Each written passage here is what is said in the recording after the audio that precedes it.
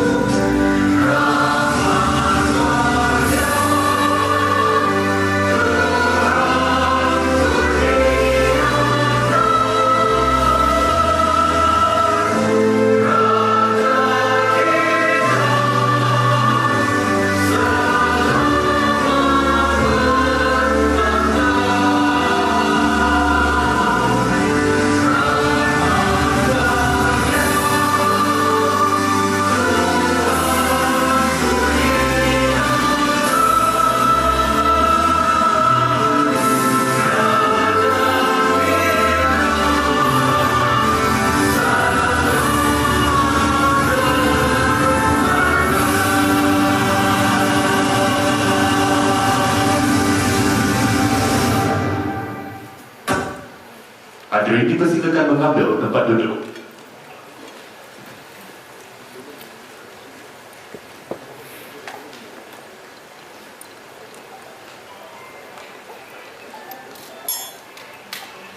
Tuan-tuan dan puan-puan, mohon perhatian untuk taklimat keselamatan. Dipersilakan Tuan Jerolingham dari pihak hotel untuk menyampaikan taklimat keselamatan. Dipersilakan.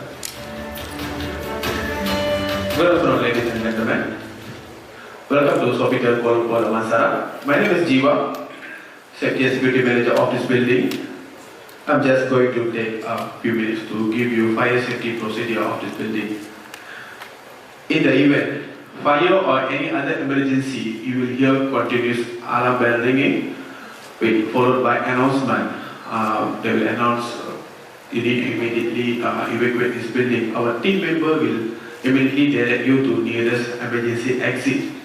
So you need to follow them to nearest exit. We are in level 2 now. So emergency assembly area at ground floor in front of our hotel lobby. So you need to go down. Need to stand there. So duty manager will inform you once building free from danger. For your information, our hotel is non-smoking building. So we have smoking place at ground floor, which is in front of our lobby area, and solo at level 2A. Thank you. There is any questions? Okay, thank you. Terima kasih Tuan Jeba di atas taklimat sebentar tadi. Hadirin yang dihormati sekalian, bagi memberkati majlis kita pada hari ini, dijemput Saudara Muhammad Yusof bin Abdul Samad dari bahagian Sumber Manusia NAYOS untuk memimpin bacaan doa. Dipersilakan.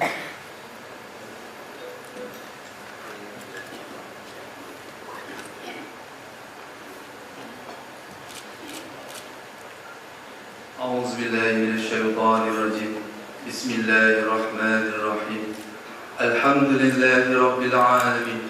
Wassalatu wassalamu ala asyrafil mursalin wa ala alihi wa ashabihi ajmain.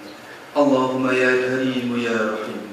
Tuhan yang maha pemurah lagi maha penyayang, kami menzahirkan kesyukuran kami kepadamu kerana dapat berhimpun pada hari yang gemilang ini, sempurna majlis pelancaran program penyedia penginapan dan kemudahan bekerja. Kami memohon kepadamu jua ya Allah, hindarilah majlis kami ini dari sebarang cacat cela, bahaya dan apa juga perkara yang menghalang dari mendapat rahmat-Mu ya Allah.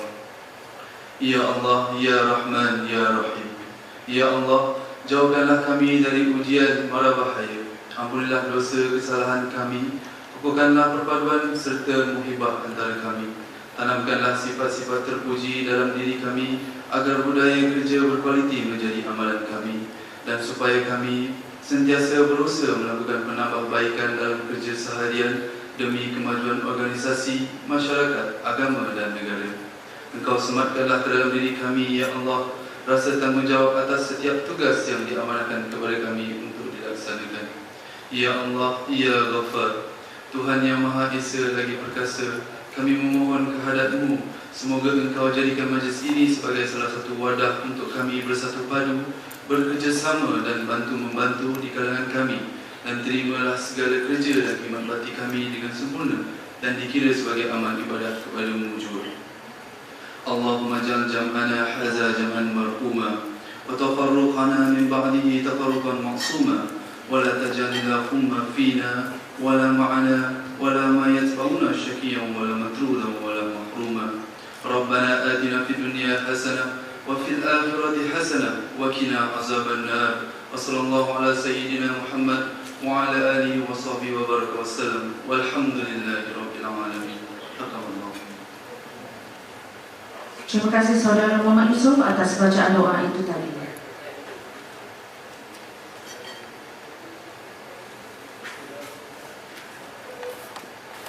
Yang berhormat Datuk Seri M. Sarabanan, Menteri Sumber Manusia.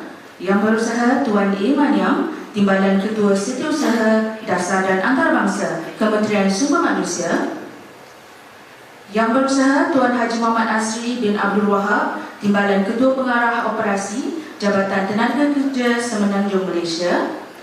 Yang berusaha Tuan Haji Ayub bin Saleh, Pengarah Eksekutif Institut Keselamatan dan Kesihatan Pekerjaan Negara NIOSH. Yang berbahagia Datuk Seri Dr. Muhammad Azman bin Datuk Aziz Muhammad, Ketua Eksekutif Pertubuhan Keselamatan Sosial Perkeso. Yang berusaha Tuan Muhammad Fatullah bin Mustafa, Ketua Eksekutif Perbadanan Tabung Pembangunan Kemahiran PTPK. Yang berusaha Tuan Thomas Matthew, Ketua Eksekutif Talent Corp. Pengurusan tertinggi NIOSH dan NIOSH Certification, ahli-ahli lembaga pengarah NIOSH dan NIOSH Certification, ketua-ketua jabatan, wakil-wakil kementerian, jabatan dan agensi, para majikan dan peserta program, datuk-datuk, datin-datin, para perwakilan media, div-div jemputan, tuan-tuan dan puan-puan yang dihormati sekalian. Selamat sejahtera dan salam keluarga Malaysia. Selamat datang diucapkan ke Majlis Pelancaran Program Penyedia Penginapan dan Kemudahan Pekerja PPKP. Tuan-tuan dan puan-puan hadirin yang dihormati sekalian, majlis dengan segala hormat ia mempersilakan Yang Berusaha Tuan Haji Muhammad Asri Abdul Wahab, Timbalan Ketua Pengarah Operasi JTKSM, untuk menyampaikan ucapan aluan. Dipersilakan.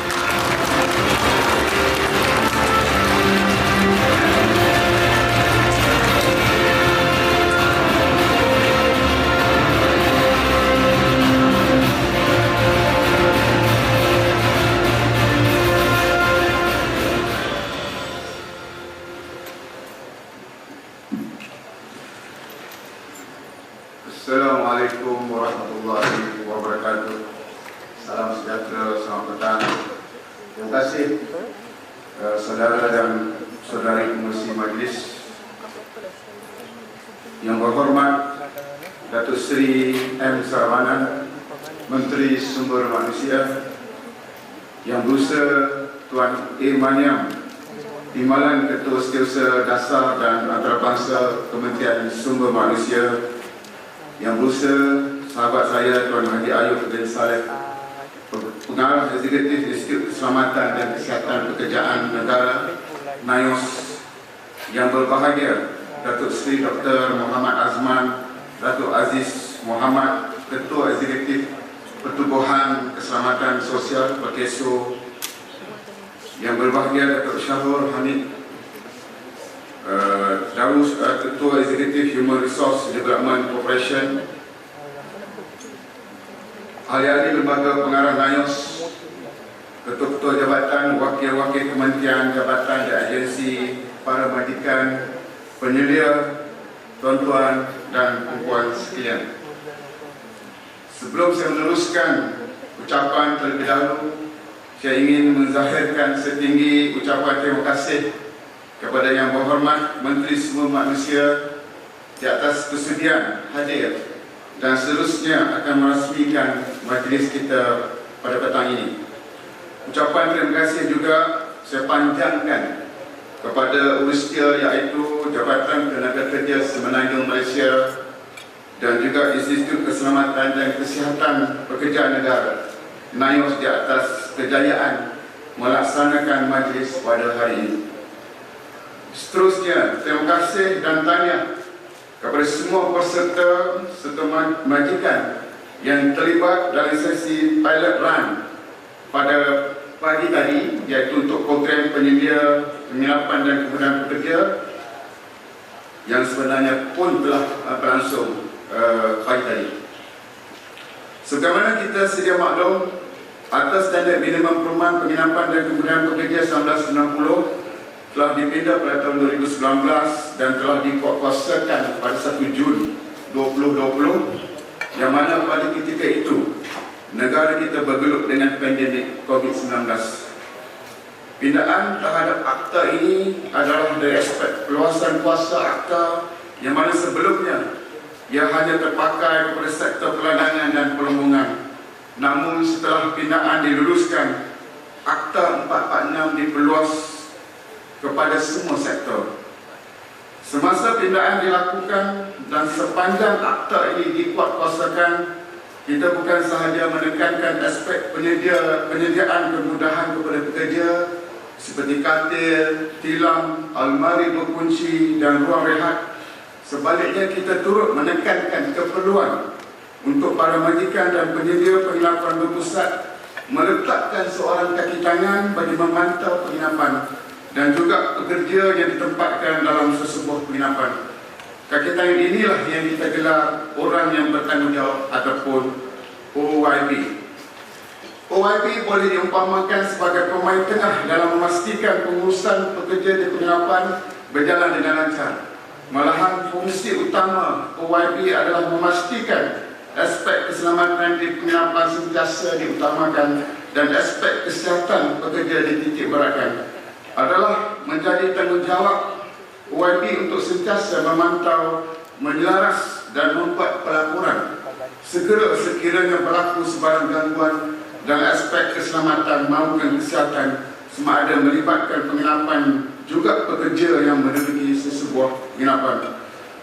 Ekoran daripada itu, program yang dianjurkan oleh NIOS amat penting dan menjadi keperluan bagi membekalkan OYB dengan ilmu dan kemahiran untuk membolehkan mereka melaksanakan tanggungjawab yang diamanahkan dengan sebaik mungkin dengan kerjasama juga daripada Jabatan Tenaga Kerja Sembilan Malaysia. So, akhir kata adalah menjadi harapan saya semoga dengan penganjuran program PPKP ini akan memberikan manfaat kepada OYB, menambah nilai dalam penguasaan oleh JTKSM dan juga nilai tambah dan juga kredibiliti kepada NIOS. Setinggi terima kasih sekali lagi saya ucapkan kepada Yang Berhormat Menteri Sumber Manusia atas kesediaan Yang Berhormat pada hari ini untuk hadir bersama-sama dengan kita untuk merasmikan program ini, dan kita berharap supaya program ini akan dapat berterusan pada masa-masa akan datang. Saya akhiri dengan ucapan saya dengan wabillahi taufiq wa hidayah. Wassalamualaikum warahmatullahi wabarakatuh. Terima kasih diucapkan kepada Tuan Haji di atas ucapan sebentar tadi.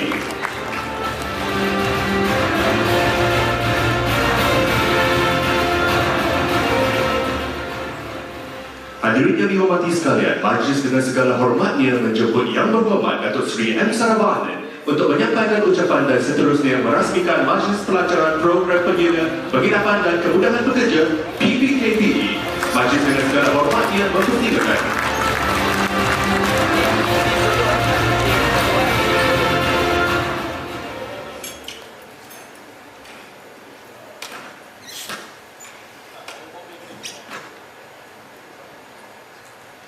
Terima kasih saudara pengacara majlis, salam sejahtera, salam hormat dan salam keluarga Malaysia. Yang berusaha Tuan Yang Mania, Tuan Datuk Setiausaha Dasar dan Antarabangsa Menteri Sumber Manusia. Yang berusaha Tuan Haji Muhammad Nasri bin Abdul Wahab, Timbalan Ketua Pengarah Operasi JTK. Yang berusaha Tuan Haji Ayub bin Saleh, Pengarah Eksekutif NIOS. Yang berbahagia Datuk Seri Dr. Muhammad Azman bin Datuk Aziz Muhammad, Ketua Eksekutif Perkeso.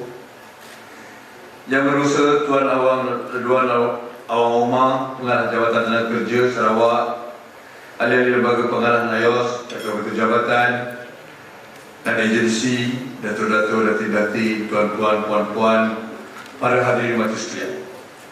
Kerjasama ini adalah bukti bahawa semua jabatan dan agensi di bawah naungan Kementerian Sumber Malaysia saling membantu dan teguh bersama. Saya ingin mengucapkan terima kasih kepada Jabatan Tenaga Kerja Semenanjung Malaysia dan Institut Keselamatan dan Kesihatan Pekerjaan Negara atas jemputan untuk melancarkan program penyelia penginapan dan kemudahan pekerja pada hari ini. Saya juga ingin mengucapkan tahniah dan syabas kepada JTKSM dan NAIOS telah berjaya mewujudkan kerjasama strategik dengan melaksanakan program pada hari ini. Tuan-tuan dan puan-puan pada hadirin majlis sekalian, kerjasama strategik antara jabatan dan agensi adalah sangat penting dalam meningkatkan penyampaian perkhidmatan kerajaan kepada rakyat. Program-program seperti penyelia penginapan dan kemudahan pekerja ini sudah pasti dapat merealisasikan asas Kementerian Sumber Malaysia dalam menjayakan tadbir urus sumber Malaysia dengan lebih cekap dan berkesan. Selain memastikan kelangsungan industri perburuan negara, justru adalah menjadi harapan saya program hari ini akan meningkatkan lagi kesedaran para majikan dalam mengenal pasti bahaya dan layanan permasalahan berkaitan keselamatan dan kesihatan di tempat kerja maupun penginapan demi kesejahteraan pekerja. Kecaknaan para majikan juga dapat memastikan keharmonian perusahaan, keselamatan dan kesihatan semua manusia negara sentiasa terpelihara. Tuan-tuan dan puan-puan yang saya hormati sekalian, kita lihat ini adalah satu usaha murni yang akan menjayakan aspirasi Kementerian Sumber Malaysia. Walaupun kita lihat dua masalah besar yang kita negara dihadapi sejak kita mula mengambil pekerja asing. Yang pertama adalah penginapan dari segi tempat tinggal yang kondusif dan penginapan kepada pekerja asing. Yang kedua, masalah besar adalah apabila kita membenarkan pekerja asing bekerja di negara kita tidak lebih daripada 10 tahun, tetapi selepas 10 tahun mereka menjadi warga negara Malaysia tanpa dokumen dan tak enggan balik ke negara asal. Ini adalah cabaran besar. Setelah berada di negara kita hampir 10 tahun, mereka sedar semua selo-belo bagaimana boleh menyelesaikan sekiranya ditangkap dan sebagainya. Maka mereka kekal di negara kita tanpa dokumen asal. Maka dengan adanya Akta 446, kita dapat mengatasi dua masalah. Yang pertama, imej negara kita yang tercalat di arena antarabangsa boleh diperbaiki dengan pemantauan strategik bersama JTKSM dan NAIOS di mana program-program berterusan. Yang kedua, penguatkuasaan.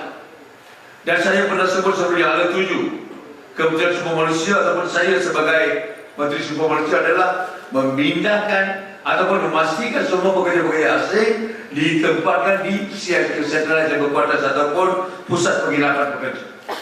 Kita lihat model ini berjaya di negara Arab Saudi, UAE, khususnya Abu Dhabi. Baru-baru ini saya bersama-sama rakan saya telah melawat semua pekerja asing ditempatkan di kawasan-kawasan CIQ yang pertama. Dan begitu senang untuk memantau. Yang kedua, apabila kita adanya CIQ di seluruh negara kita, mengambil kira kedudukan negara kita, kita perlukan lebih kurang 22,000 CIQ di seluruh negara kecil dan besar. Bagaimana kita boleh mengatasi? Satu, imej negara yang tercela dengan membantu pekerja asing dengan kemudahan-kemudahan yang lengkap dan kondusif. Sebab itu kita lihat sejarah negara kita. Masyarakat India dibawa masuk ke negara Malaysia sebagai tenaga buruh untuk kerja di sektor perdagangan. Dan mereka ditempatkan, diletakkan di ladang-ladang getah dengan perumahan yang sempurna, kemudahan-kemudahan seperti sekolah untuk pendidikan, rumah ibadat, tempat-tempat aktiviti. Ini adalah sejarah negara kita. Bagaimana negara ini membela nasib tenaga kerja datang daripada negara lain. Lihat sejarah negara kita, tak pernah masyarakat India ada aduan dari segi kemudahan. Sekolah ada, tempat penginapan ada, rumah asuhan ada, rumah-rumah ibadat dan sebagainya. Tetapi setelah 200 tahun hari ini kita lihat modern slavery. Pekerja asing tidak diberi ruang untuk kemudahan-kemudahan yang sepatutnya. Ada juga lautan-lautan saya bersama-sama asli Timur Operasi. Tempat tinggal hanya untuk 150 orang, tetapi dicapai dengan 300 orang. Katil untuk 60 orang, 120 orang tidur. Mereka kerja siang, tidur malam. Mereka kerja malam, tidur siang. Sebagai pengambaran model. Maka dengan adanya penguatkuasaan melalui Akta 46, maka kita dapat mengatasi masalah. Yang pertama. Yang kedua, saya telah mensyaratkan pengambilan apabila kuasa kelulusan kuota untuk pekerja asing dipindahkan kepada Kementerian Sumber Manusia daripada Kementerian Dalam Negeri, saya telah mensyaratkan bahawa segala kelulusan harus bersyarat dengan kemudahan penginapan yang kondusif. Apabila JTKSN melawat tempat pemohon, sekiranya berpuas hati, baru kita meluluskan.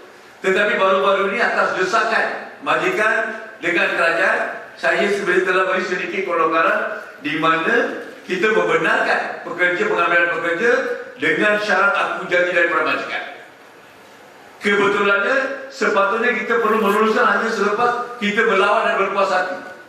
Tetapi keadaan hari ini terdesak, kekurangan pekerja asing di berbagai sektor, maka saya telah membuat sedikit meringankan peraturan. Kita membenarkan dengan aku janji. Ini tidak berarti mereka lepas daripada tindakan Akta 46. Selepas ini JTKSN akan melawat dalam masa terdekat supaya semua pekerja-pekerja yang masuk dalam negara ini sama ada mereka diberi tempat tinggal yang kondisi atau tidak.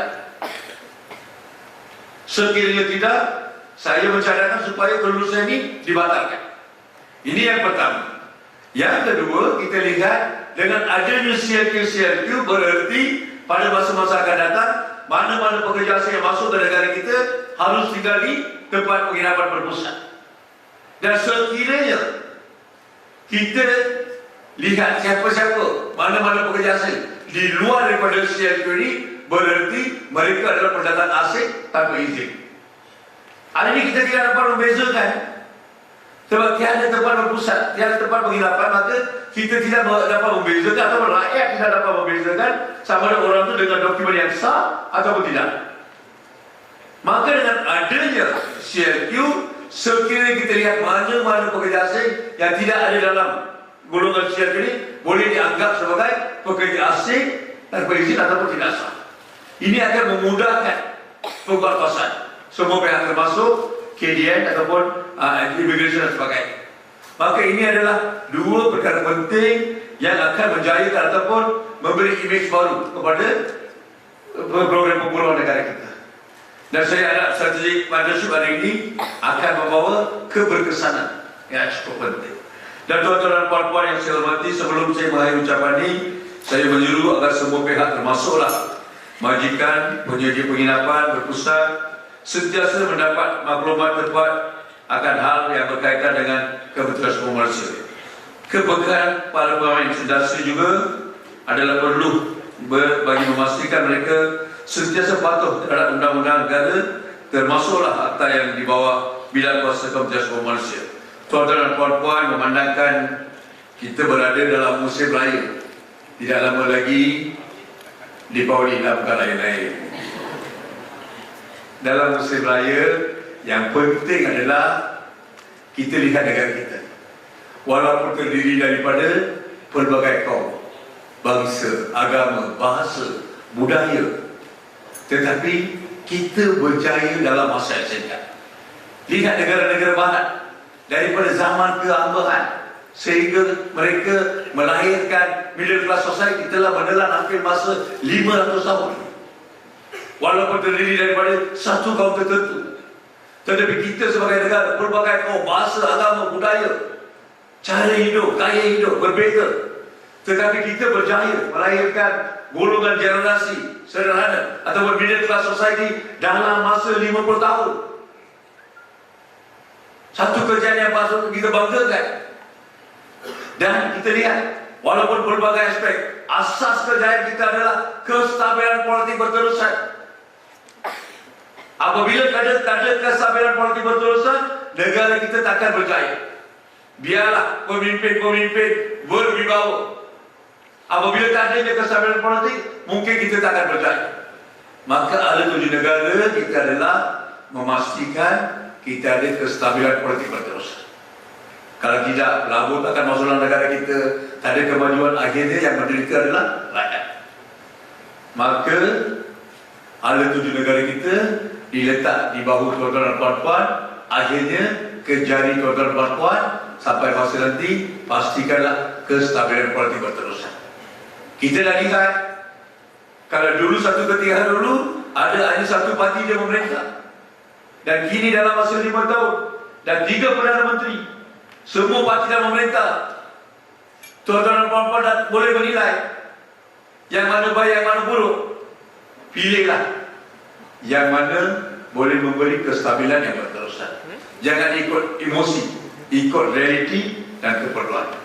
Dengan kata-kata ini, sekali lagi saya ucapkan ribuan terima kasih kepada semua yang menjayakan program ini, dan saya dengan amat rendah diri merasmikan program ini pada pertanyaan berbagai ini. Sekian, terima kasih. Terima kasih diucapkan kepada Yang Berhormat Datuk Seri di atas ucapan sebentar tadi.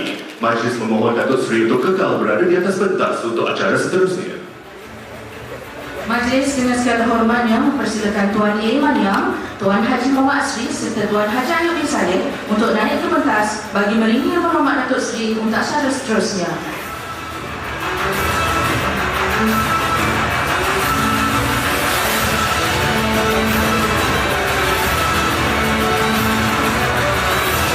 Majlis akan diteruskan dengan bimbing pelancaran PDKP serta persembahan multimedia. Majlis memohon Yang Berhormat Datuk Seri untuk meletakkan tapak tangan di atas platform yang disediakan sebagai simbolik perasmian PDKP. Dalam kiraan 3, 2, 1.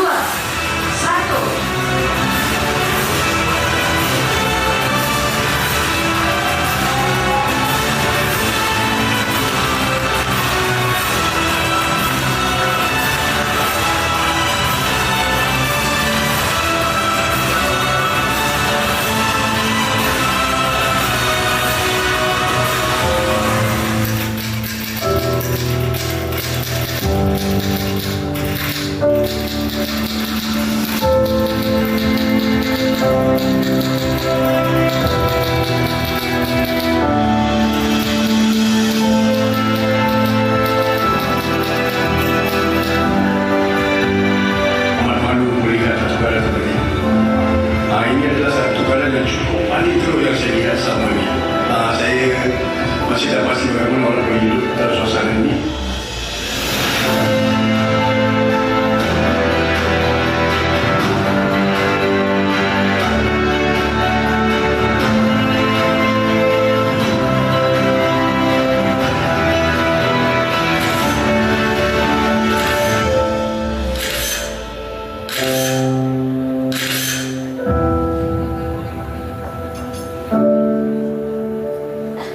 Dan selepas ini saya minta JTK tiada kelulusan untuk bekerja asing selagi kita berpuas hati dengan dapat mengenal.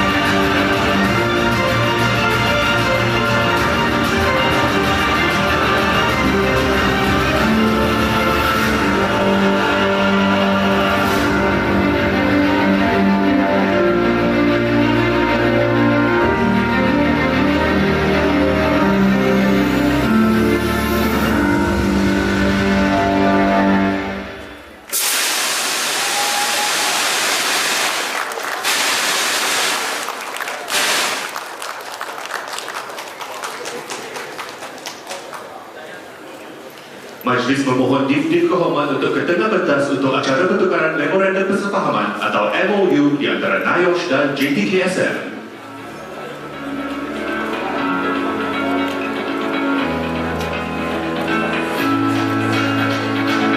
Baiklah, dipersilakan yang berbahagia Selanjutnya, Tuan Muhammad Haji Asri dan Tuan Haji Ayub untuk menukar MOU tersebut dengan disaksikan oleh Datuk Seri M. Saravanan diiringi Tuan A. Mania. Dipersilakan.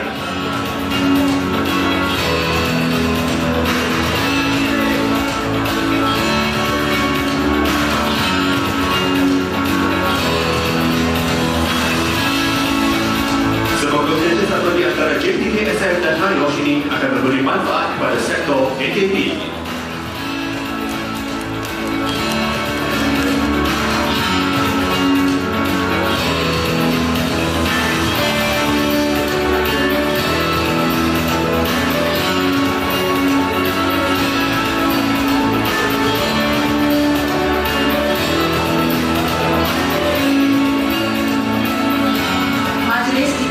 Dengan penyampaian sijil kepada ahli jawatankuasa pembangunan program dan peserta pilot run khusus KPPKP. Terlebih dahulu dijemput barisan ahli jawatankuasa pembangunan program, dipersilakan Puan Aisyah Safinas binti Abdul Aziz.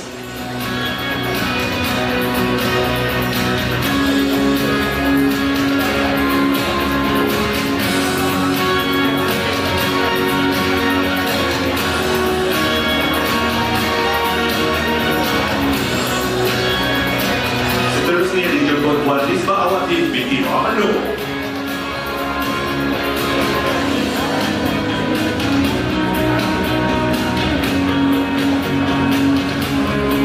Seterusnya Puan Nurul Isni binti Cik Hamid.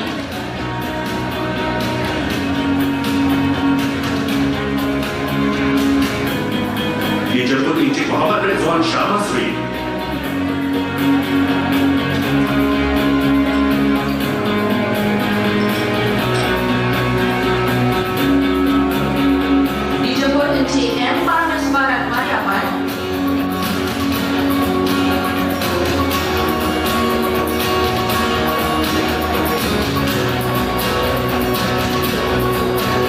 Seterusnya dijemput Encik Hari Krishna Mania.